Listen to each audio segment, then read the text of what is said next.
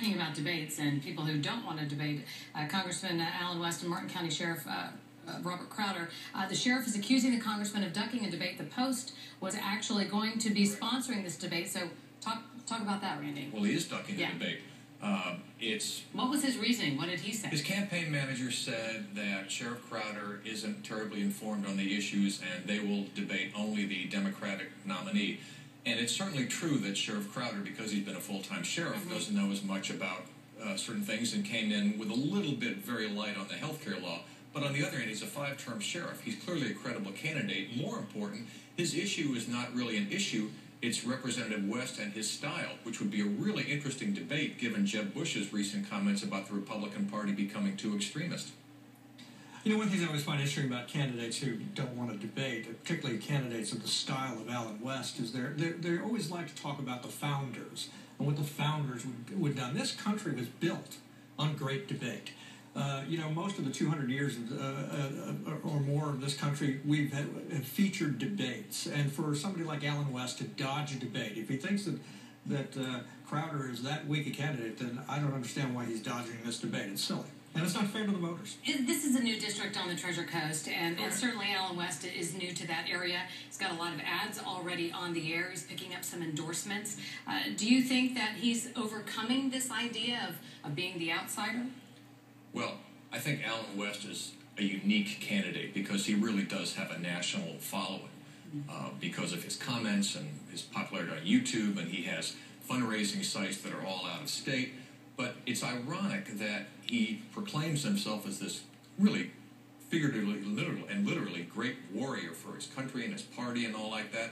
He's got tons of money and all these endorsements. The 3 executive committees, the Republican parties in Palm Beach and Martin and St. Lucie counties, all have endorsed in the primary, which is unusual.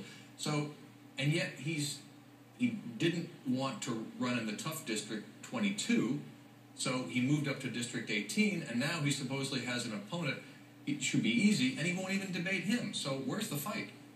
And what about Crowder? Crowder was saying I would have debated him, right? Well, I mean, I don't want to... This is not exclusive to this particular debate. I mean, the two of them should, candidates in general, should participate in forums and in debates. It's good for voters. It's healthy for democracy. The whole idea is that you dispute ideas or discuss ideas, and then the voters decide. I think that if you're going to be a candidate who strongly waves the American flag and wears the American flag in your paratrooper pins on your collar, then, you know, show a little courage and get into some debates with this guy. If you think he's that easy to beat, then take him on. You owe it to the voters. It's as simple as that. They don't owe it to the Palm Beach Post or to Channel 5 or anybody else.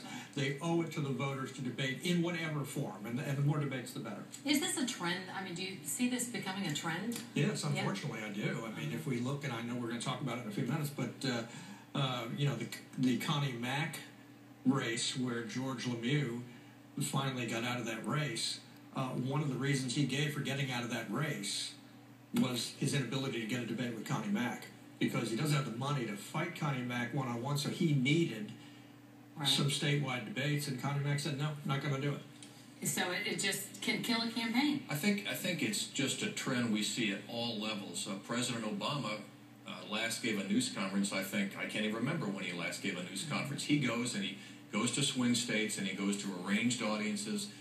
You have Democratic candidates who hide out on MSNBC. You've got Republicans who have casting couches on Fox News and CNBC. And all they're doing is talking to an easy audience. And everybody of any party at every level needs to talk to a broader audience, because that's what will change things in Congress. Is it because of the YouTube world we live in and how any little gaffe follows you, haunts you forever? Well, I think is that what the problem is? I think that's part of it. In fact, there is a camera team that trails Representative West at every public appearance. Now, he uses that sometimes to his own advantage, so it works both ways. But there's just precious little debate, but there's a lot of talking points.